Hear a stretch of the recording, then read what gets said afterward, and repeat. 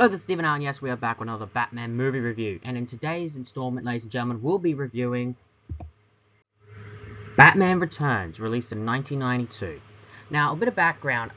The first Batman film by Tim Burton was released in 1989 and was unanimously praised. It was a huge, big box office hit, and many critics liking it, and many people really liked the tone of what they were going for.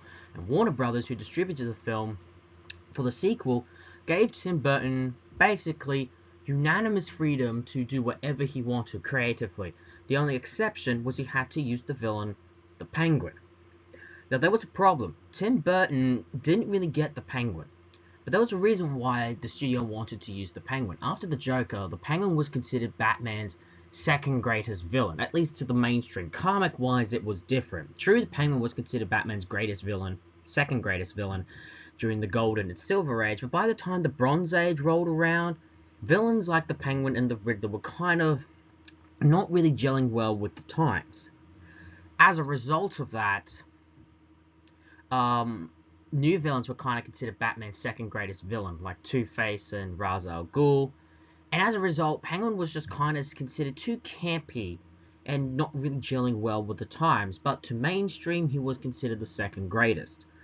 And this was probably due to his numerous appearances in the cartoon shows and, of course, Burgess Meredith's take on the Penguin way back in the 60s. But despite that, Tim Burton knew he had to do it. But though he couldn't really gel with what the Penguin was, he recreated him to an interpretation that is infamous and has inspired the comic book character. Overall, this film, I will say, going into it, I have it to believe to be probably the darkest Batman film of them all. It's more darker than the Nolan trilogy and even the Batman. For me, there's just something about this that screamed dark, but also Tim Burton just going creative freedom with this film. So I will say that. And I want to also point out with this film, it had several script rewrites. In one draft, it was where they wanted to do Robin's origin. In one draft, it was Two-Face ultimately becoming Two-Face at the end, but those laters were dropped and were planned to be used for Tim Burton's third Batman film, which never came. I'll get to that really late at the end of the video. But with a bit of the background out of the way, let's hop straight into the cast, shall we? Of course, for the cast, we have, of course, Michael Keaton back as Batman and Bruce Wayne. Surprisingly, this time around, even he actually gets to do a bit of detective work, and I do like they interpret, like, he's kind of suspicious of the Penguin as soon as he immediately appears back on the scene.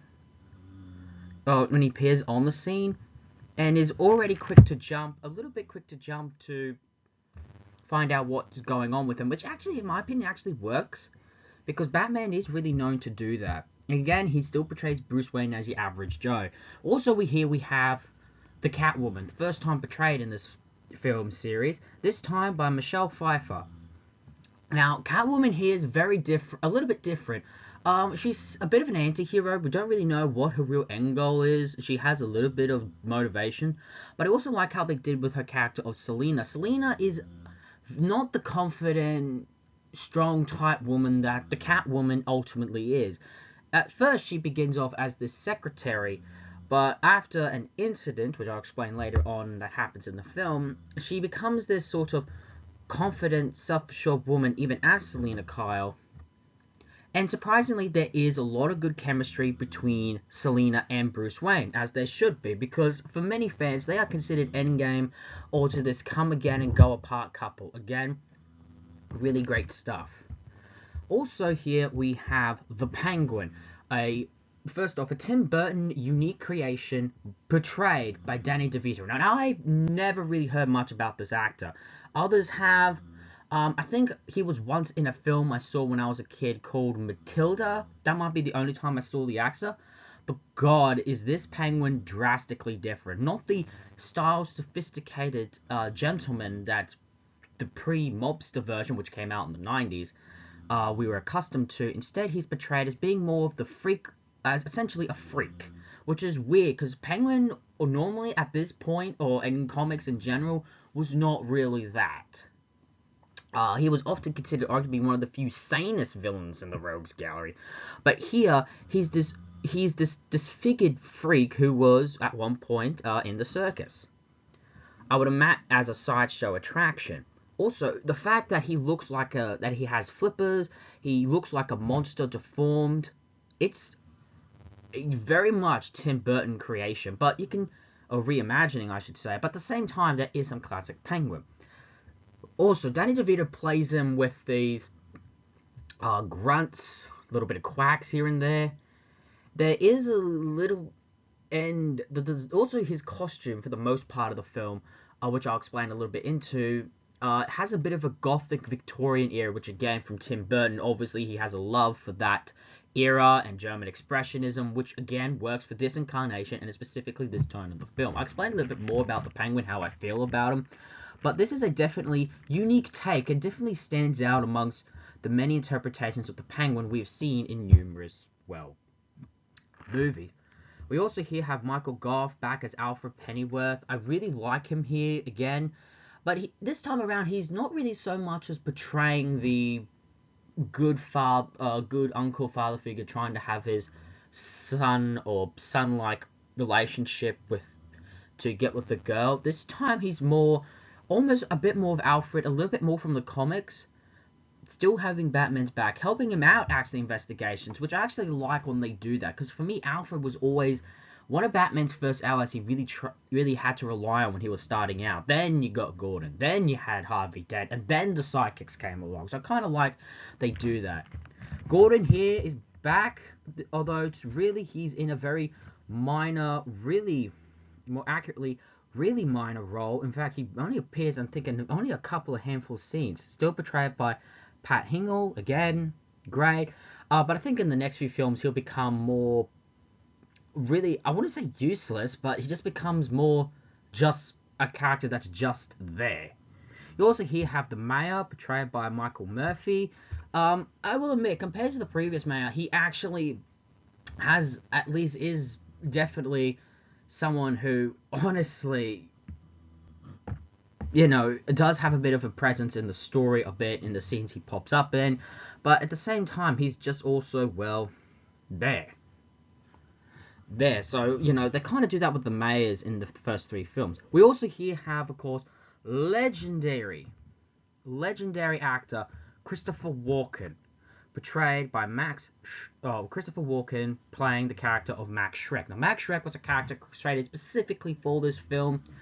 There was actually a storyline that was unfortunately dropped where the idea he was supposed to be the Penguin's stepbrother, or they're supposed to be brothers.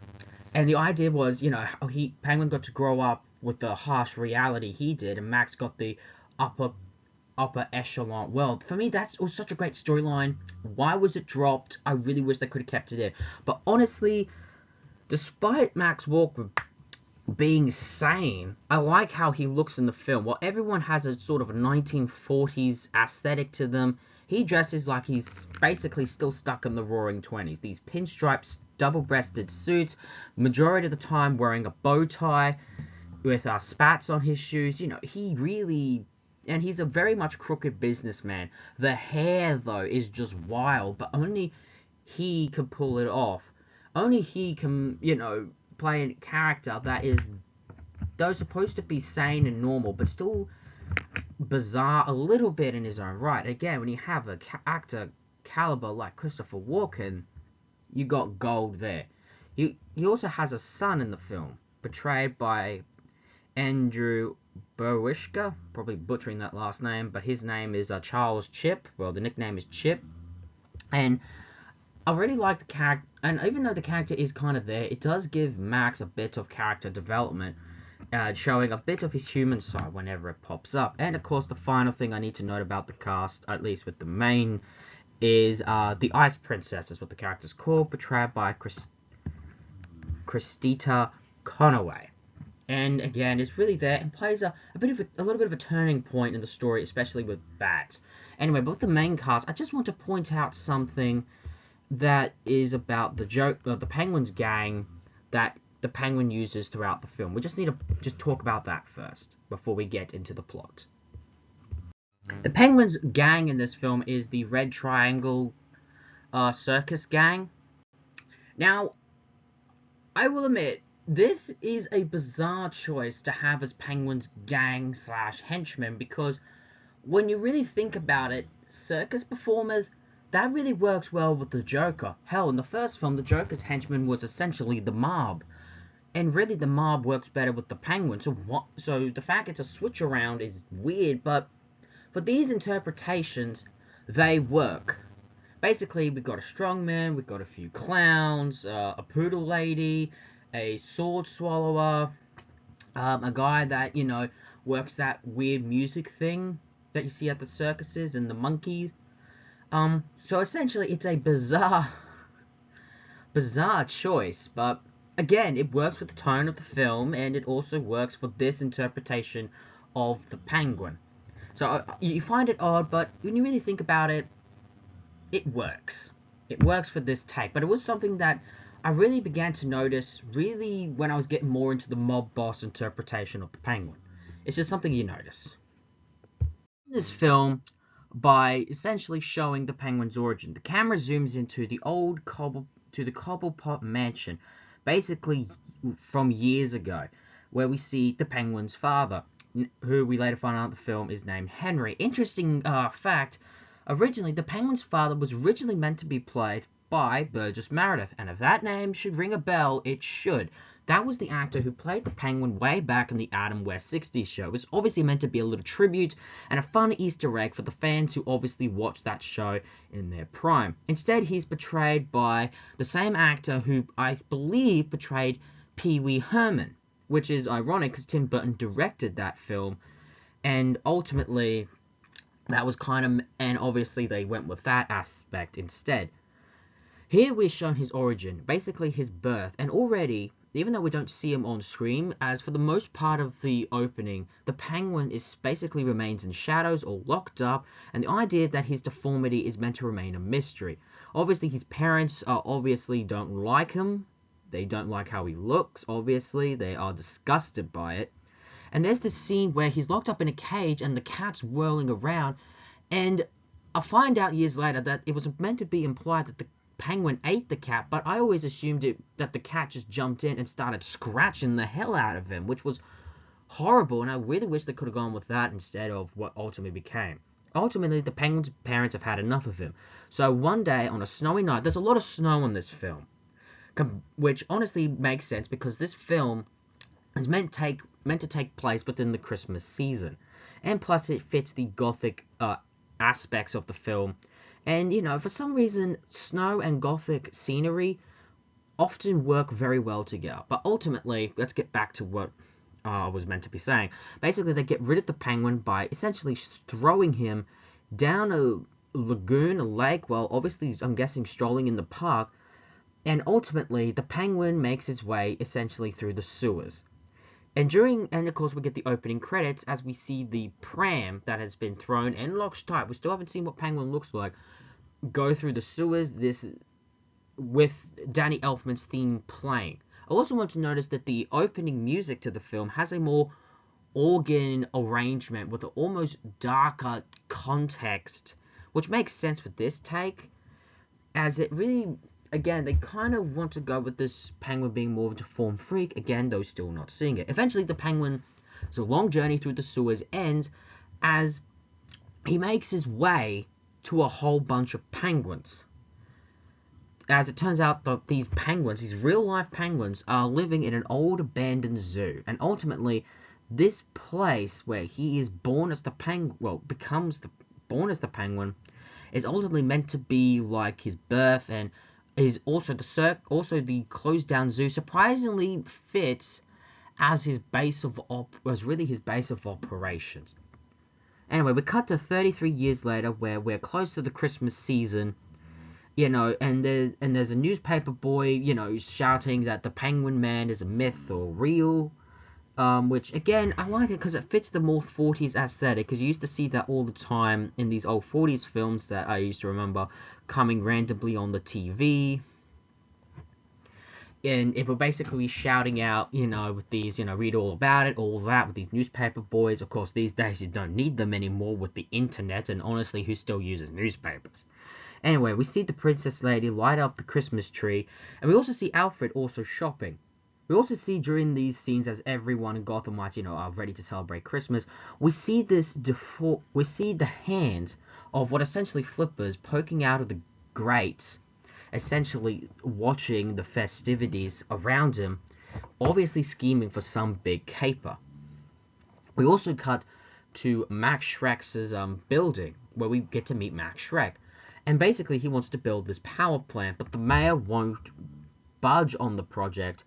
Basically, he wants to say because he wants to help with power, but power to the city, but the mayor knows something's really off. And also in the scene, we're introduced to Selina Kyle.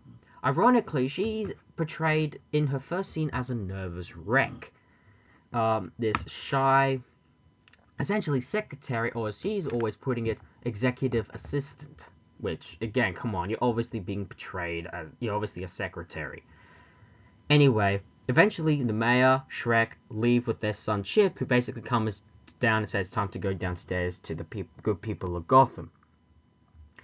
In this scene, we get, well, Shrek basically has the appearance of this, although he's a businessman, he has this appearance, or the guise that he has to the people of Gotham as being this entrepreneur who, really cares about the city. Obviously, we find out later in the film he is far from that, really cares about his own real selfish interests as these greedy businessmen do.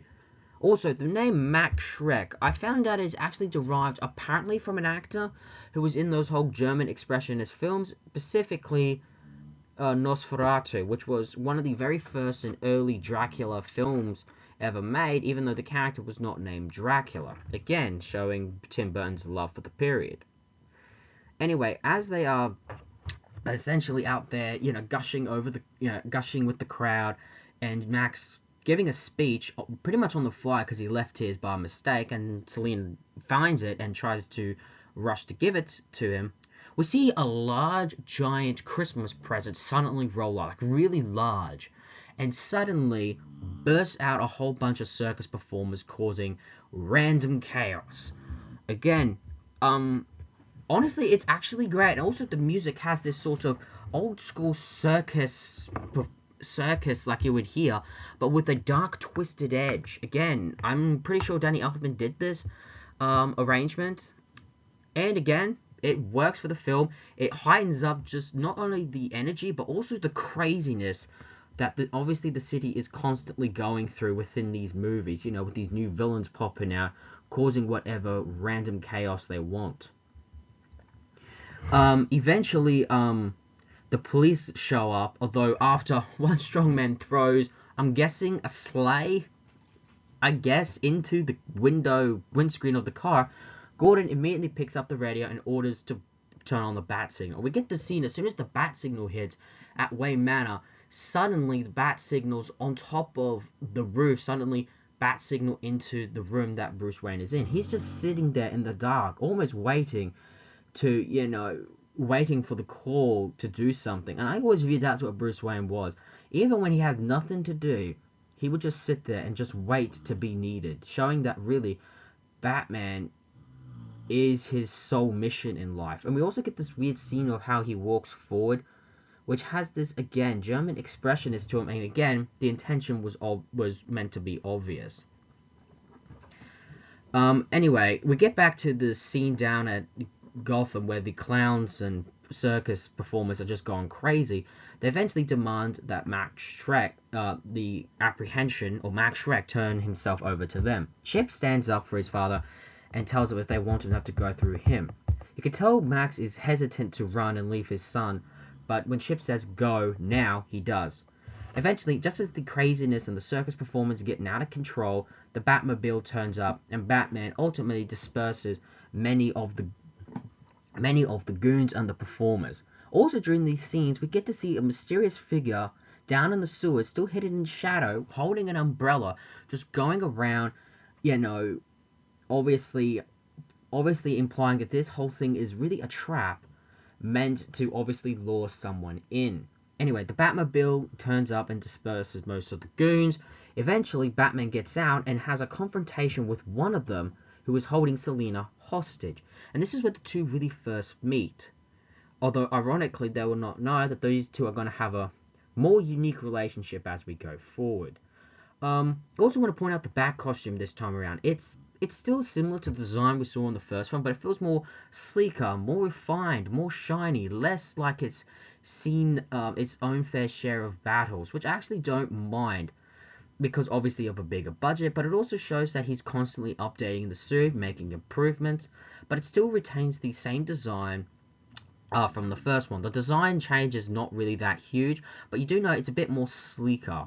And especially like how the cow looks a bit, honestly. And again, we get to see the Batmobile, still the same design, but we go, and of course it disperses many of its gadgets. Anyway, Batman ultimately saves Selina, and it's a little bit of an awkward conversation, mostly on Selina's part, as Batman's just silent and walks away. But Selina, does end up taking the taser that one of the henchmen was holding, and ultimately she would end up using this in one of her very few last scenes of the film. Anyway, just as things are getting back under control, with Gordon basically telling how they've rounded up most of the goons, the mayor comes and says they tried to make off with Max Shrek, but wait, where is he? We then find that, Max has managed to get away, and essentially going down an alleyway, where he suddenly falls through a trap door. And then we cut to a scene showing an old, decrepit, run-down, closed circus. Specifically, the camera zooms to Arctic World, essentially a polar bear exhibit. And when Max wakes up, he sees a whole bunch of circus performers just eating down in the sewers with a machine in the background that works but would let sparks out now and again. He then turns behind him and notices a whole bunch of penguins. There, finally, after being mysteriously hidden for most of the opening, the penguin finally reveals himself. And here we get to see Tim Burton's monstrous creation. And again, he is just... First off, he has really long hair. He's mostly bald at the top. His face is basically pale white, with a bit of black and almost black-like teeth, these black eyes, a long sharp beak, obviously overweight, which he's meant to be, and has a lot of monstrous and animal-like tendencies in his appearance. But he doesn't dress in a fancy tuxedo. For the most part, when he's during some of his scenes, he wears this basically a baby onesie that he's clearly been wearing since he was a kid that's obviously grown. He would wear a coat over. He would put on these black gloves, which, again, will have one pointer finger and the rest being essentially flippers and a thumb. And, he has this confrontation with Max, basically saying how he's known him for a long time. He knows basically all about his background.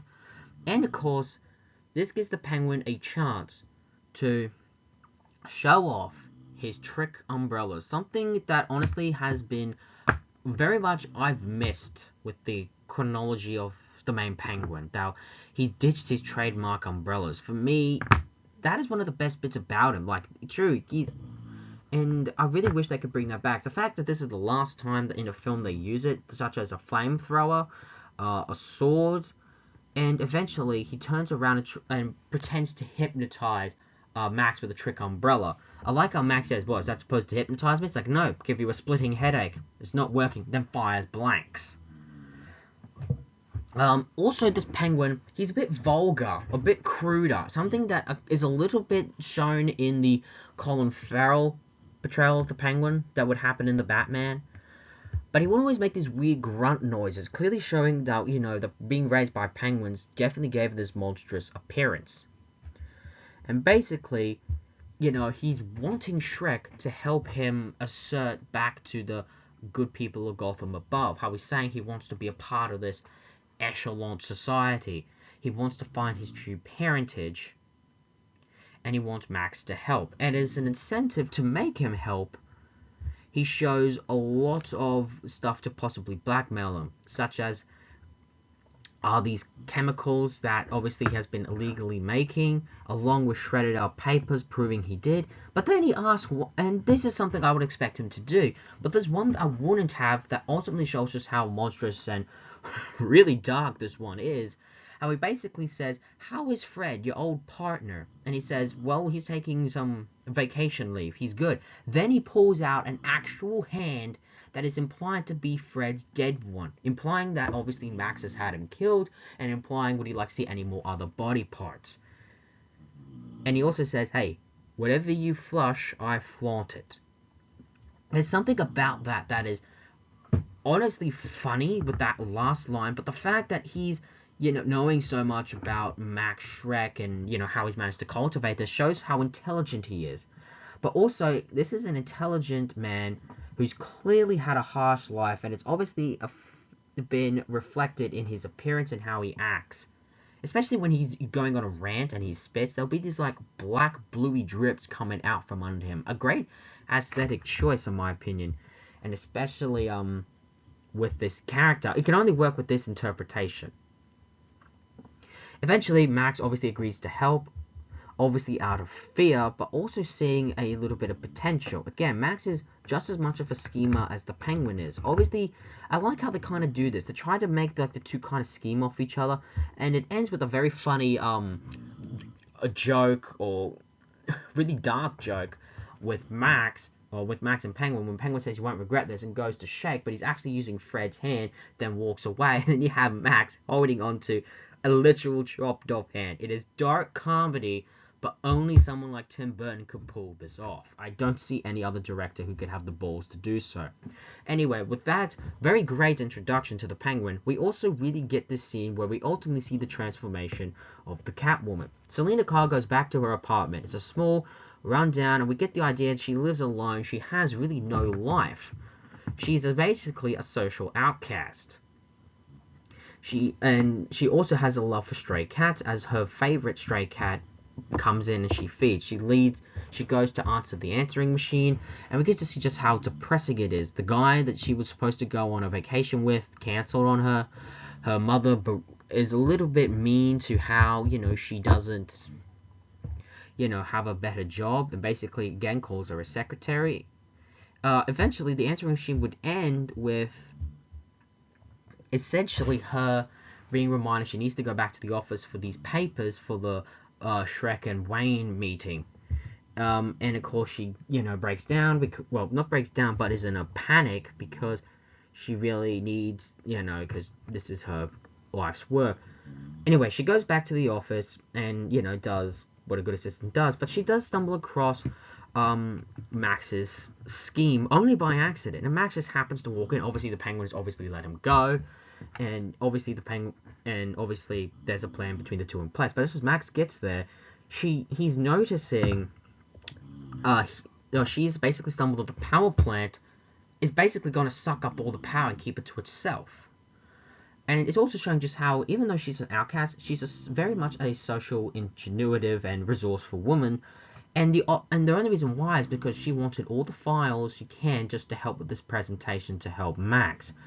And you get the sense that Max obviously doesn't like what she's found, and just when you think this is all for him, Max actually reveals it's not.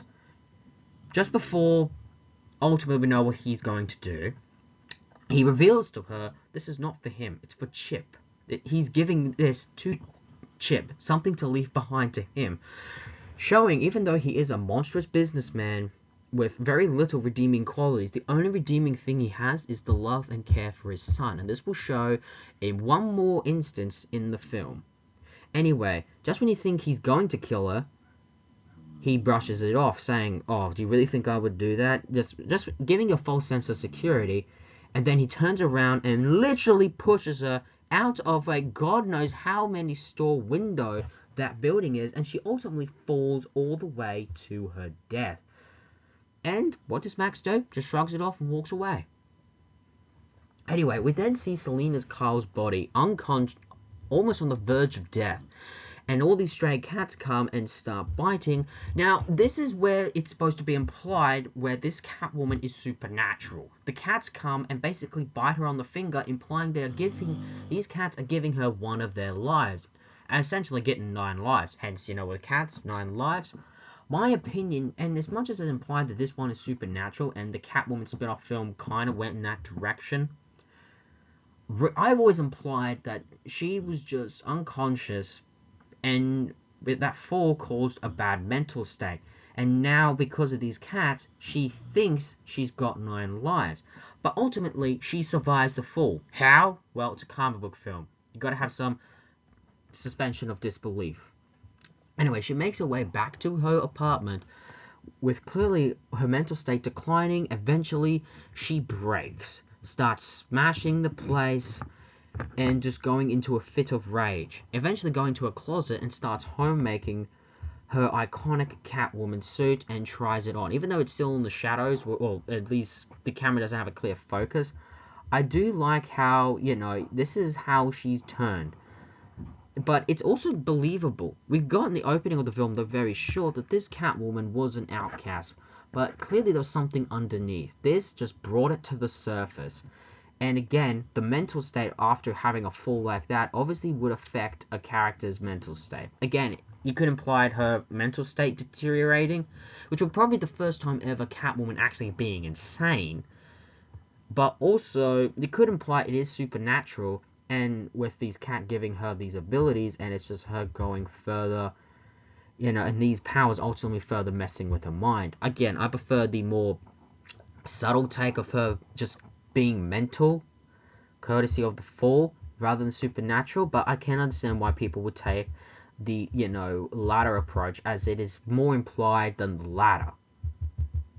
Anyway, after that scene, which again, the music has a sort of tragedy that's building to it in that scene. We get to the scene where the mayor has a press conference stating the last night's event and just how crazy really things have gotten and that the city should come together in a time really where it's meant to be about family and all that.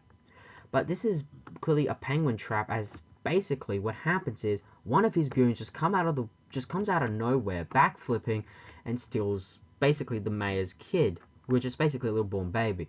I like how the dog just makes his way to the speaker and says, "I'm not one for speeches, so thanks," and just keeps backflipping all the way into a sewer grate, where he jumps down. They put on this show, even though no one can see, where the thug is saying, "Oh, it's the Penguin Man. Here, take the kid. Don't hurt me." And then the Penguin rises out of the sewers and basically becomes a media superstar, as people are just enamored by this myth, turning out that he's real. And this was obviously the Penguin's plan. It's obviously portrayed as to be, this over the top and silly, but still with a bit of a dark, but for the film, which again is willing not to take itself too seriously, it worked. And because of this, how he saves the mayor's kid, he's become loved by the public. He asks one thing in return from the public is to find his true parentage.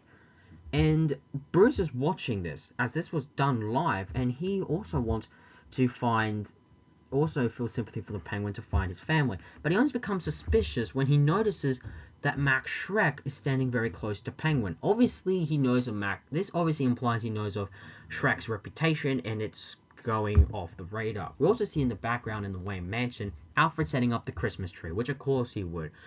Obviously, even though Bruce wants to be Batman 24/7, Alfred always wants him at least to be in the realm of, celebrating a normal life.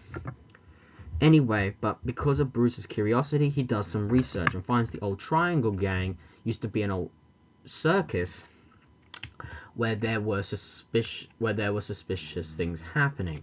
They find reference to a Penguin Man bird inside of a freak show, but also that kids mysteriously disappeared.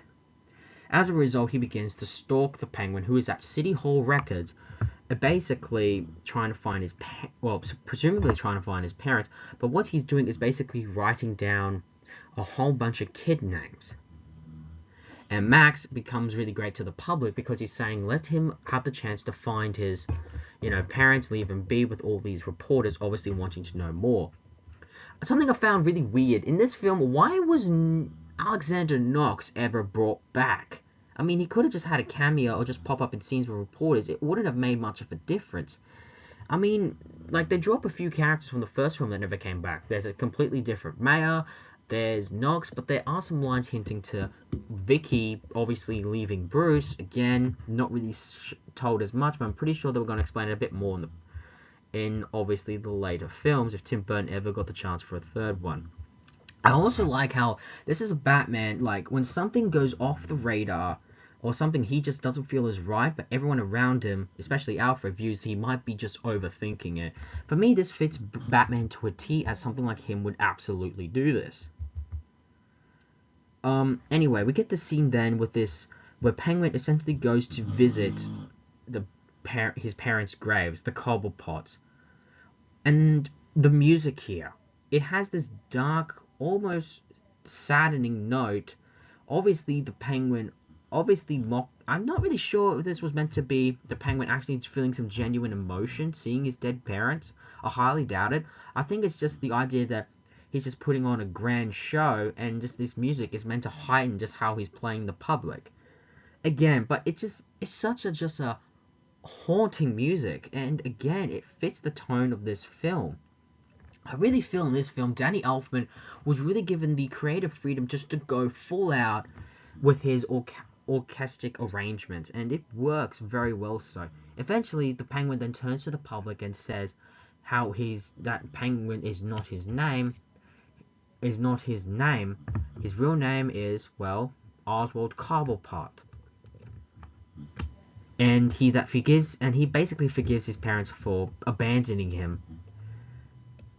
And he becomes a media sensation. People have fallen in love with the Penguin, viewing sorry for his circumstances and viewing him as the new, essentially, golden boy of Gotham. Again, I like how the Penguin is basically playing the good people, but you get a genuine sense, at least I do, somewhere, there is a genuine certainty to what he is saying, and there might be some truth in it. I can't help but feel a little bit sorry for the Penguin's circumstances, despite him being a villain who really has little to no redeeming qualities. We also get a scene of finally seeing the Catwoman in action. Essentially, a mugger tries to attack a woman and she comes out of nowhere, clearly showing that this is a Catwoman who honestly resembles the more anti-hero take. And also the costume. It's a full leather costume, which I'm sure turned a lot of guys on, but it's stitched like it's a rag doll or cat doll being put together. And I don't know, there's just something about it, almost a Frankenstein look to it. Even throughout the film, some of the stitching will come undone. And honestly, it's just really shiny. Also, you could see that she has a whip. Even though she doesn't use it in this scene, it's around her neck. And it's just bizarre. It's just, I don't know if I say bizarre, but it's just obviously a little showcase she's going to use it eventually. And even after she saved the woman, she chastises her for needing a man to save her. I kind of like this take, how she chastises, women who need men to save them, obviously showing a little bit of a distaste for that.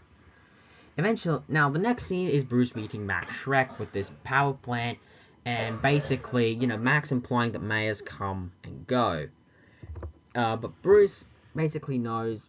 I like how Bruce, even though he's a regular Joe, I kind of buy him as a competent and legitimate businessman here. Bruce can honestly do to that. I also like how it shows intelligent he is, as he basically calls out Max Shrek, how, but basically the Penguin is nothing but a mob bot. There's a crime boss in his corner, and is clearly in charge of the Red Triangle gang. Max chastises and calls him out, saying if it wasn't for his circumstances, he could have grown up with Penguin. And that has always been a great thing I've always imagined, for Bruce to have eventually at one point, if Penguin's circumstances were different, they could have actually grown up in the same circles, which honestly makes them relatable. They both came from wealthy families, and both suffered a tragedy that involved their parents. One was scarred by his parents, and one was scarred by what he saw happen to his parents, and the other was scarred by his parents. So you kind of get that little contrasting there. Again, the villains need to at some point show something to be at least a bit of a difference here. Anyway, we also hear Bruce gets reintroduced to Selina. Again, they've met before when, he was Batman, but here Bruce actually gets to meet Selina. And Selina's demeanor has changed. Max is shocked to see her alive, but it's also, she's implying that, she has a ninja, she can't remember anything. And ultimately, she's more confident. She doesn't wear her nerdy glasses. And immediately, Bruce and Selina instantly have chemistry. Far more so, in my opinion, than Bruce had with Vicky in the previous film. Also, I like how Bruce just stumbles a bit as he's taken back. For me, that's how I always imagined the case with Bruce. To always be taken aback when meeting Selina properly for the first time. For me, that feels comic accurate, but also tell he has a bit of an attraction and almost smittenness to her, more so than I think with Vicky. And I do also like how Selina genuinely does like Bruce immediately, because I think Bruce showed her kindness, or, there's just a genuine knowing that those two are essentially outcasts in their own right. Again, I like that. Even though Max Shrek is obviously taken back by this, he does imply, once the two have left the room, obviously, to go down in the elevator, well, Bruce go down the elevator, and he's definitely smitten by Selina. He implies that if Selina tries to blackmail him, he'll just drop her out a taller window, but in the meantime, I got bigger fish to fry. Eventually, he goes to the Penguin, and it's this whole scene of him trying to entice him to run for mayor. First, Penguin's against this, showing his more beastly animalistic tendencies by biting someone on the nose. But he agrees to eventually do it, seeing, obviously with Max playing him and manipulating him, but he agrees to ultimately go along with it. Obviously putting on hold whatever caper the Penguin had. And agrees to go along with it, and even cause a massive crime wave, with the circus gang causing chaos down on the street. And I like the explosion here, and they're just causing random chaos, obviously to make the current mayor look incompetent and ineffective, obviously. But then the Batman suddenly appears and disperses with the goons. Also is cut between these scenes where, Catwoman is causing havoc at one of Shrek's stores and ultimately sets up an explosion. Also during the Batman fight scene, which is being intertwined with this, he comes across a goon after Batman has stolen a bomb off a previous one, stuffs it down his pants, punches him, and as he falls down into the sewer, a massive explosion, basically implying he's killed him. Again, I said this before in the previous, and I gotta say it here. I don't like it when Batman kills, because it's part of his character not to. It just feels, honestly, out of character and out of place. Anyway, but after walking around, Batman finally encounters the Penguin.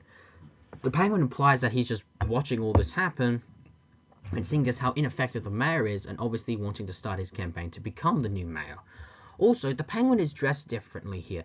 Instead of that more onesie and a weird coat he wears and occasionally top hat and umbrella, although the latter two are still part of his costume, here the Penguin is wearing a more Victorian style gothic costume, which honestly, again, is meant to be reminiscent of his old tuxedo two-tailed costume that of course the Penguin is known for wearing.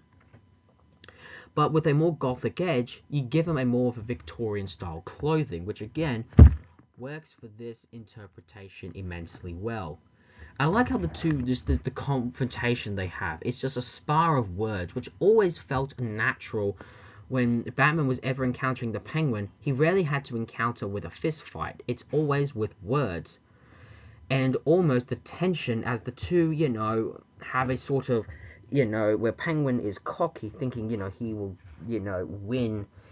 And Batman basically saying, I will stop you and all that. Something we've seen time and time again. Again, this works for this interpretation. But ultimately, the sparring of words is stopped when suddenly Catwoman turns out.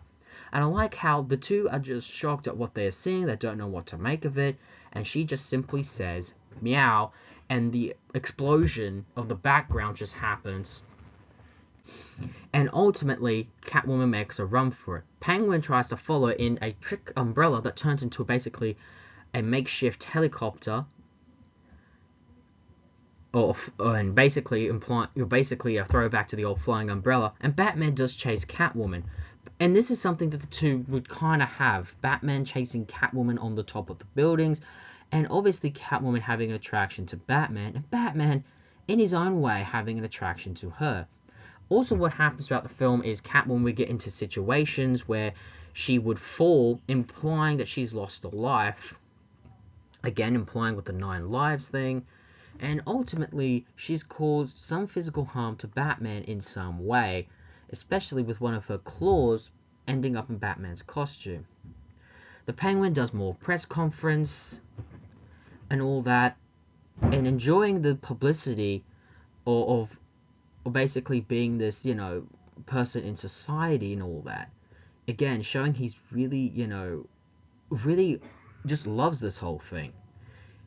And because of that, he basically tells his goons or crew not to refer to him as Penguin, but as Oswald Cobblepot, which again he prefers to be called. Eventually, however, he is suddenly interrupted by Catwoman, who suddenly appears.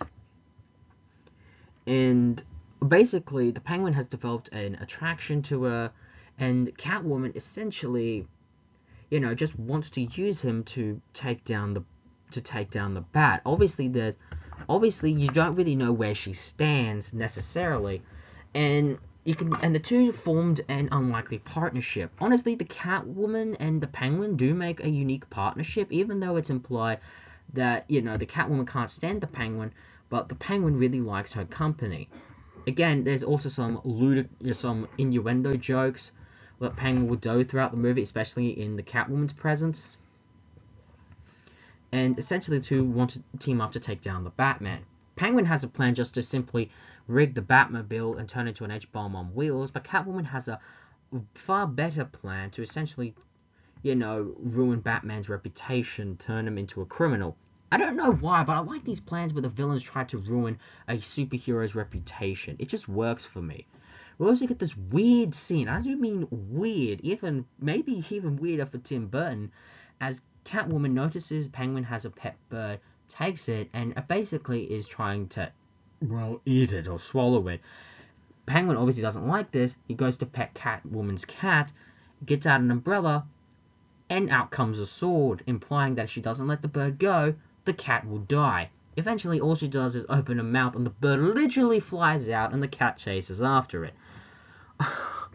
I don't know who came up with this scene, but it is just bizarre. But basically, the main takeaway is that the Penguin and the Catwoman are doing a team up, and obviously there is a tension there. Maybe it's because they don't trust each other, or maybe it's because their two personalities surprisingly collide.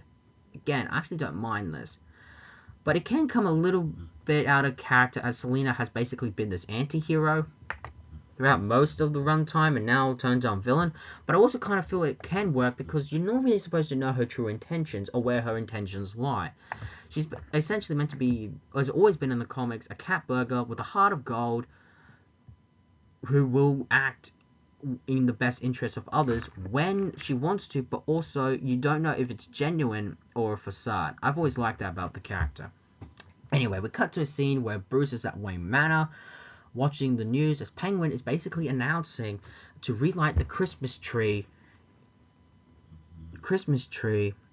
and hoping that the Batman will be there to foil any attempts. Obviously, Batman knows he's trying to goad him in, but he is going to go anyway, but doesn't know if he wants to go. We then get the scene where Bruce runs into Selina, and the two have this awkward, not so much awkward conversation, but a charming one, I would rather say. And basically, he invites her to come over to his place for an early dinner, and she is smitten and wants to go. Again, I like how Catwoman and Selina are both attracted to both Batman and Bruce, and you get the implying that she's attracted to both, and it's not necessarily playing them, but she doesn't know who is really her type. I kind of like this. Anyway, we get a scene with them two at Wayne Manor, just chatting it up, while the scene is also being cut with the Penguin suddenly ambushing or kidnapping the Ice Princess. I like how the princess is basically a dumb bimbo blonde, or at least comes off most of the time. And Penguin is basically saying, oh, I'm here as a talent scout. Really, lady, you don't know that this guy is a candidate for mayor? Are you serious? I mean, it's been on news, but again, implying she's basically a bimbo. Anyway, but once the news report basically saying that the Ice Princess has been kidnapped, and one of the things left at the scene of the crime was a remote control bat. Again, Bruce finally leaves. I want to also point out in this scene, as Selina and Bruce are getting to know each other and are definitely developing an attraction to one another and bond, Bruce basically implies that he had a serious relationship once, but it didn't work out.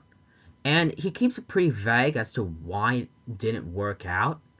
Obviously, this is obviously meant to imply his relationship with Vicky from the previous film, but anyway, it's a great scene because it gives a little character development to what happened there and what ultimately caused the relationship to ultimately not work. But anyway, once this scene hits, Bruce needs to go and be Batman, so he goes to Alfred and just tells her and asks Alfred to tell her that a business meeting came up and he had to leave. Selina then goes and says that she has to leave due to a business thing, due to an important thing, and she leaves. We then get the scene being cut of the two getting changed. Batman in the Batcave putting on his costume while Selina is putting it on whilst driving. Obviously hers is meant to be more comedic while Batman's meant to be more epic and stoic, but it also shows their social classes. Selina obviously being from the lower end and Bruce from the higher end. I kind of like this as that's always one of the unique factors that both came from different backgrounds but somehow managed to find each other. Again, it can be romantic in a dark and twisted and macabre type of way. Anyway, just as that's happening, the mayor's trying to calm everyone down, and Batman makes his way, obviously tracking down where he believes the Ice Princess is. How he found it, I don't know. Then again, I don't know how the hell the Penguin managed to find a way to hack into the Batmobile and put a H-bomb in there, but it is what it is. Anyway, Batman gets out of the Batmobile and puts up the shields again, and he makes his way to rescuing the Ice Princess, where he suddenly comes into conflict with the Catwoman. Another fight between the two, engages, and, well, just as Catwoman makes way with the Ice Princess, Batman follows, only to find the Ice Princess on the ledge, and basically, implying this was meant to be that she's let her go, but she doesn't know why. Eventually, the Penguin comes out of nowhere, throws an umbrella, and it opens up, revealing a swarm of bats, and ultimately the Ice Princess falls to her death. And the public is seeing this, although they don't and believe Batman did it. Suddenly, bats come flying out of the Christmas tree and start attacking. Batman barely manages to get away, even though he is shot by police who suddenly turn up on the building. However, Gordon did tell his men to hold your fire. My best bet is he doesn't believe for a second that Batman's responsible, and has definitely developed a trust and respect in Batman, more so than probably most citizens. Anyway, Batman lays down unconscious, and we get to see where basically Catwoman is seductive, and again, I don't feel there's anyone who would ever hate this scene. I certainly can't. And once again, another one Catwoman's claws get stuck into his costume. Anyway, Batman then dives off a building and turns his cape into a glider. It is something that has been very much used numerous times, especially in the Nolan trilogy, with Batman flying with his cape.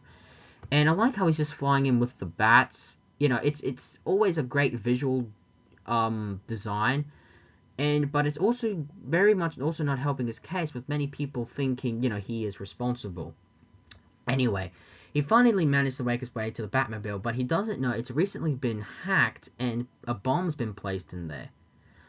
This scene is also intercut with essentially the Catwoman and the Penguin's relationship badly ending, as Catwoman rejects him. Now, it's clear that the Penguin doesn't obviously like rejection. He feels very hurt and spited by it, and attaches that flying helicopter to Catwoman's neck, and she basically flies and presumably falls to her death, but once again she survives, and basically her mental state and costume is ruined, and again showing that that she's just going further and further and further off the deep end railed. Also in this scene, as Batman's driving away in his Batmobile, it's revealed that the Penguin has hacked it, as Penguin's managed to make his way to an RV, I'm not kidding, and basically takes over the Batmobile and drives it randomly, causing random chaos and framing Batman for a whole bunch of property, whilst also laughing his head off and spewing one-liners that only Danny DeVito can do. Again, I haven't seen him in much except for maybe one other movie, but God, does he absolutely own this role and makes it absolutely entertaining. And even though I feel his one-liners, well, if careful, because they could have become Jokers, but because they are darker and more horrible than Jokers was meant to be obviously more funny and comedic, it fits with his interpretation of being darker and even vulgar. And I like how Batman is kind of trapped just trying to find a way to ultimately save himself from this predicament. He ultimately does, but also at the same time, he puts a DVD and essentially is recording what Penguin is saying. Basically saying how he's played Gotham like a harlot from hell, and basically denouncing and almost insulting Gotham City as a place. Ultimately, Batman does manage to get himself out of the situation, and the Batmobile surprisingly turns into a bullet car. If you don't know what a bullet car is, it was these things I definitely used to remember seeing in some of the old movie series that were unique cars, and honestly, it's basically the Batmobile just spewing out all these bits, revealing that its real interior is a bullet car. Anyway, he manages to get out and saves himself, but also whilst avoid getting chased by police. Again, Batman's been set up for all these horrific, property damages, and Batman manages to get away. Anyway, Penguin is obviously upset, but Max tries to calm him down, saying, that this is not going to matter, as, he's going to essentially win, and he gives another press conference.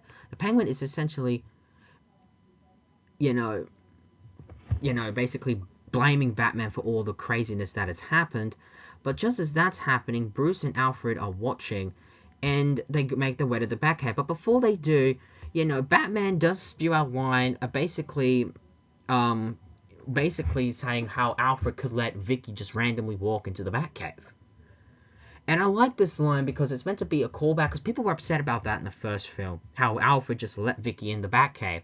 Mate, Vicky kind of is implied already was figuring it out. He's not doing any harm. Plus, again, he really wants Bruce to be in a relationship and leave this whole bat escapades behind him. I don't get what was bad. Anyway, we finally get to see a new entrance to the Batcave, something that was not even shown in the first film, of how he got there. Also, I want to point out, even though Batman's been in the Batcave at least a few times, the interior this time around has changed differently and looks very different compared to the first one. And I guess it goes to the bigger budget, but also showing a more of a cave aspect. Ultimately, it actually works. Anyway, just as they're watching the Penguin doing more of his press conference, they hijack the hijack it and essentially end up revealing the recordings that happened in the Batmobile, how he's announcing Gotham, and essentially the public turns on him. I also like the line when they start throwing tomatoes at him. The Penguin immediately says, why is it always someone who has to bring tomatoes to his speech?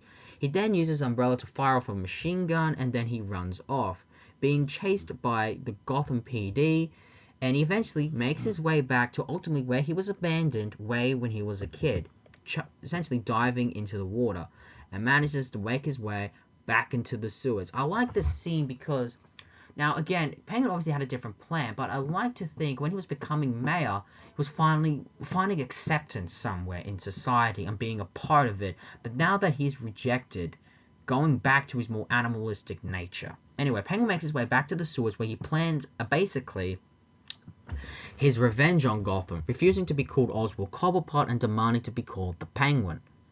And then he reveals all these papers that he's been writing names down. These are the kids of Gotham in their safe cribs, and he tells his men that they are going to snatch them, drag them into the sewers, where they will be thrown into a watery grave. I like how some of them are just looking like, is he serious? But one henchman says, Penguin, isn't that a little, He then gets his umbrella, shoots the thug, and walks over and says, no, it's a lot, and kicks him into the water. I kind of like how, this is something honestly Penguin would do if a henchman disagreed with him. But it also shows just, that some of these crew obviously have a problem with this, and it shows just how dark Penguin is. He's doing this out of spite and even revenge. It's honestly makes you feel a little bit sympathy for the guy. Anyway, later, Alfred goes to Bruce as they're still in the Batcave and basically says how, they've been asked to come to Shrek's party. Will he be attending? Bruce at first says no, and just as Alfred rips up the invitation, Bruce says, wait, I wonder if Selena is there. Alfred makes this face as like, why did you have to say it after I ripped it? But I also think he likes how he's really smitten by this girl and really wants to, make it work. I kind of like this take. Anyway, we go to the party where it's basically a costume masquerade party. Max is there dressed up. Everyone's dressed up. And Bruce runs into Selena. I find it interesting that the two are there at a masquerade party, but they themselves are not dressed up. They are just, just themselves in obviously fancy clothing, but no mask. Obviously implying that they are wearing their masks. Their, real identities are the masks and not the real them. I actually like this, what they're going with, and I really like they actually went with this take. Anyway, also during the scene, how Bruce goes in with Shrek and Bruce slow dances with Selena, the two discover their real identities during the scene, and it's honestly, like, as they are shocked, they also, are trying to go to themselves to the other side. Again, kind of something that it is. There's an attraction there, and do see where they're coming from, but none of them are really willing to leave the part of their lives. Again, it's a nice scene, and honestly really shows these characters. Again, this is how I've interpreted, and again, great chemistry between Keaton and Pfeiffer. I think, you see, up until the Adam West show, for me, I think the only good Catwoman and Batman pairing or chemistry was with Adam West and Julie Newmar. Now this has come along, and it's kind of surpassed, not only that, but it's now the benchmark for other Bats and the Cats relationships to have this chemistry between the two. I don't think anyone can really surpass it. Anyway, just as things are going well, the Penguin suddenly crashes the party, causing a massive explosion, where he reveals to the crowd how he's stolen all their children, and he's here to take Chip. And Shrek, again, when the explosion happened, the first thing he did was to comfort to see if his son was alright, and vice versa. But then when, obviously, Penguin's about to take Chip, Shrek steps in and asks to take him instead. For me, this shows one thing with Shrek, despite all his horrible and evil actions, there is a genuine love and respect and care he has for his son. For him, that is above all else, and he agrees to go. Penguin eventually agrees to take him, but only obviously being goaded by Shrek, or basically Shrek making his point, and even he agrees. Bruce has obviously heard this and quickly leaves the party, ditching like Batman always does. And as we go to the sewers again, Shrek is in this large cage, and Penguin is basically showing how first Shrek is going to watch all these kids drown and die, and then of course Shrek will join them. We then get the scene of essentially one of Penguin's henchmen running a train, just picking up random kids, loading them in, but Batman quickly stops, obviously off screen. The only really main crew to make it back is the little monkey that has been a part of Penguin's crew, and reveals a letter invitation by Penguin saying how the kids will not be attending. Penguin is outraged, and then bizarrely, this turns into a scene where basically Penguin is acting like a military general, telling an army of legit penguins to go and cause chaos in Gotham.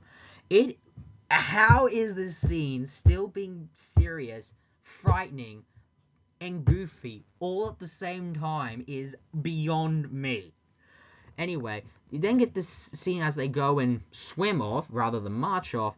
And of course, Batman makes his way down there in the sewers, driving in the first ever incarnation of the Batboat. I like how each film introduces a new vehicle each time, as much as the Batmobile. And he avoids with the conflict with two penguins down in the sewers, and with the help of Alfred, ultimately scrambles the communications, resulting in the penguins retreating. Penguin is seeing how his plan is falling apart. I like how he's doing this really all out of spite, and with the Batboat closing, all of his men quickly abandon the place, leaving him alone. He then runs off and jumps into his this duck boat, which reveals to be a car, and drives off. The Batmobile does end up crashing in the zoo because there's a tunnel that he drives out and crashes into the Batboat crashes into the duck. He then goes to see where Penguin is and see Penguin is not there. Penguin then tries to fight off Batman with his trick umbrella, which is a sword, but Batman gets out a remote showing how he's hijacked the Penguins with all these missiles, and Penguin manages to get his hands on it, presses a button, resulting in the missiles flying, but also a swarm of bats jumping out of the Batboat, attacking the Penguin, and he falls down back into the sewers, because again, on top of the zoo near the Arctic exhibit, he falls down, and ironically, down the same thing where he pointed to in the beginning of the film, where he wants to go back to the surface and be, part of Gotham society. Also in this scene, Max Shrek also manages to make his escape, courtesy of the help with the monkey that he manages to go, but as he falls, courtesy of a whip, he manages to find a gun and makes his way out, where he's cornered by Catwoman, who ultimately wants to really take her revenge out on him. And this has kind of been coming, as she's always been implying, especially in the previous scenes, how she wants to kill Shrek, but it was Bruce who ultimately trying to talk her out of it. Anyway, Batman then makes his way down and, breaks it up, saying Max is going to jail. With which charges? I don't know, but considering all the things he's done, I'm sure Batman will find something. And manages to talk her down, eventually taking off his mask. Max sees this all and figures out the two, that Bruce is Batman, Selina is Catwoman. And what I like is, he immediately gets out his gun and shoots first Batman, but it takes several shots with shooting Catwoman, but ultimately comes closer and closer and closer and gives him a kiss while also using the taser, essentially electrifying the two to death and causing a massive explosion. All this behind the massive generator that we've been seeing throughout the entire sewer set.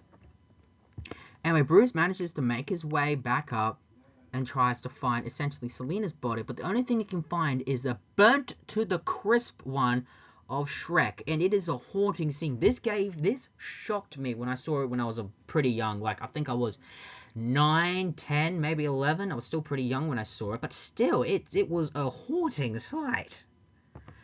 Anyway, but just when you think there's craziness and everything going over the top is over, Penguin suddenly emerges from the water. But you can tell that he's really suffered massive injuries courtesy of the fall, and he's barely almost on his last leg. And I like how the line says, "Don't worry, I'll kill you momentarily, just as soon as I get a glass of cold water." Even in his last moments, he still needed to have a really dark one-liner. Eventually, he collapses. Penguin is dead.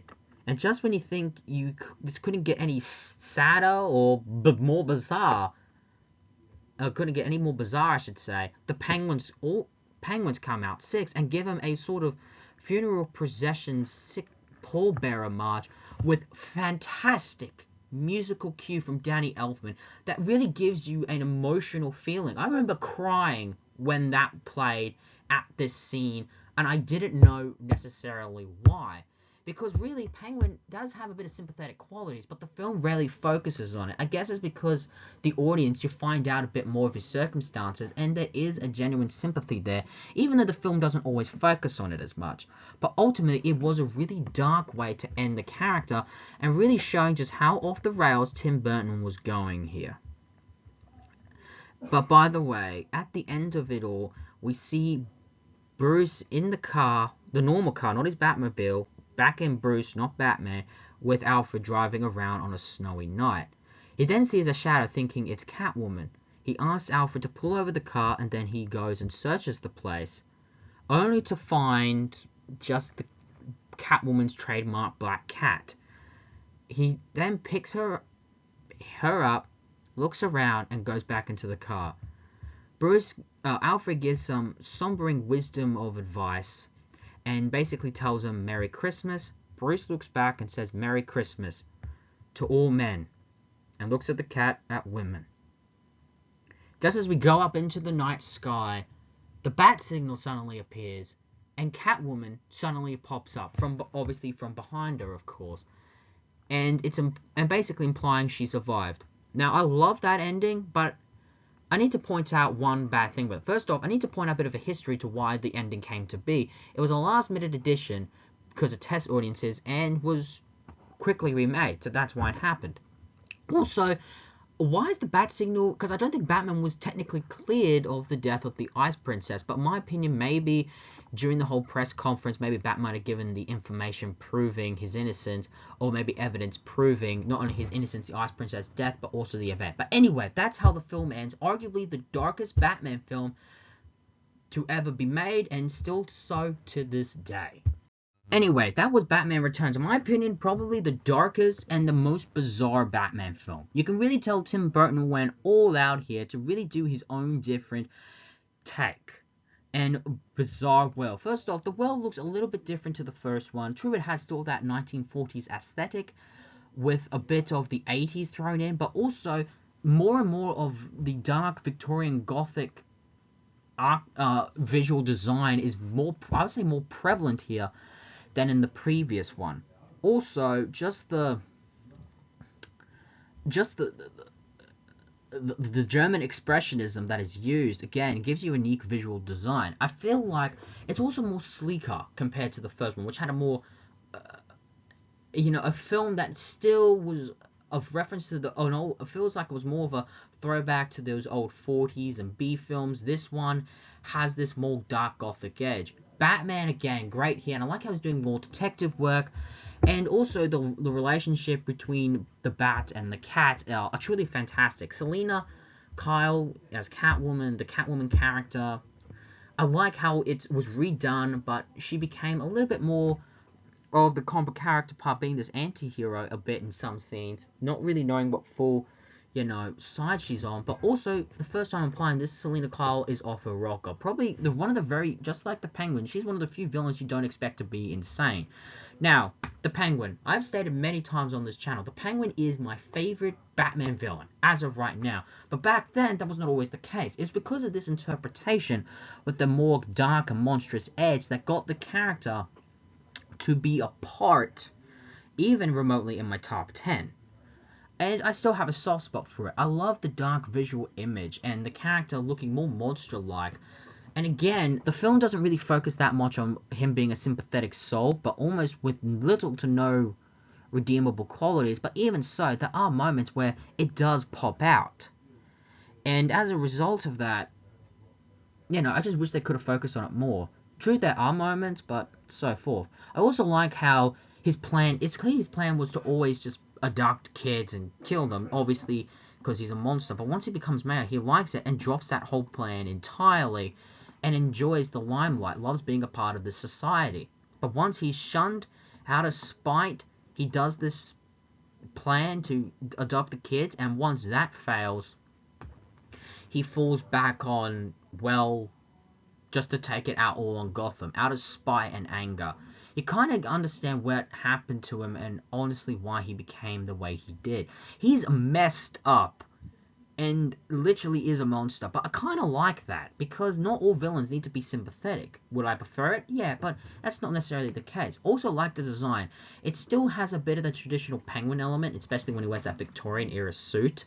But I really like it. Again, this is also impacted on the comics, as they also focus that of the Penguin's insecurities courtesy of his appearance. That's something I've always liked with the Penguin, because he has a bit of relatability, despite being a ruthless criminal, well, crime boss. And in many ways, he is a crime boss. He runs a gang, but it's more of a criminal mastermind than a mobster, but I can see how this has impacted the comics. Max Shrek, a character created specifically for this film, is just much of a presence and arguably the true main villain. But Christopher Walken manages to give the character some zest and personality. Now, with that being so dark, do I consider this sequel better than the original? No. I think the original is an absolute classic, but as much as this is dark, and I do like it taking more of a limb on chances, I do feel there's just something that honestly, the first one for me is just great. The sequel is great in its own merits, but I don't feel it surpassed the first. Maybe it's because I felt they might have pushed the envelope a little bit too far in how dark you can go. But also, I don't know. The film is all over the place and hard to follow. There's just crazy moments happening constantly. You can really tell the studio just gave Tim Burton a blank check, and just told him to go all out. And to say that he didn't is an understatement. This is a film that is very much bizarre and really shows that what happens when you give a creator creative freedom, but at the same time, as much as I do believe that directors and writers should have the creative freedom to whatever they want, the studio does need to interfere a bit, because sometimes you can go a little too far. But the saying that, the film is pretty decently good. I still think the first one was a little bit better, but this one I appreciate for pushing the darkness and just how bizarre. Also, for me, Batman in Christmas time makes sense as a setting, because that's the time we're supposed to spend with family, and Bruce rarely had that. The only thing he had was Alfred. And I kind of like that setting. It fits not only just the style of the film, but the Victorian era, but also gives this film a different, texture, and shows us how dark the world is, even at a time when it's supposed to be lighthearted. Again, I just feel it just complements the film well. I can really tell everyone really came together to make this a definitely unique experience, to say the least. And there we have it. That was Batman Returns, a film that has a unique identity and is really liked by the fan base. Unfortunately, we should get to some bad news of what happened at the time this film was made. The film was a hit at the box office, but it didn't gross enough compared to the first one. Also, the reception for this film, people criticize it for it being a bit too dark and way too unkid-friendly. Hell, McDonald's at the time was promoting the film, and it was dark even to sell kid toys and that. You could really tell that the studio really felt that maybe it was too dark. And as a result, they did try to talk to Tim Burton to maybe do a smaller film, but he knew that they really didn't want him to come back for a third one, so he dropped out. As a result, the franchise was going to go in a unique and differently creative direction in their next installment in Batman Forever, released in 1995, so stick around when we review that one. But until next time, this has been the Steven Hour, and ladies and gentlemen, so long for now, and have a very good day.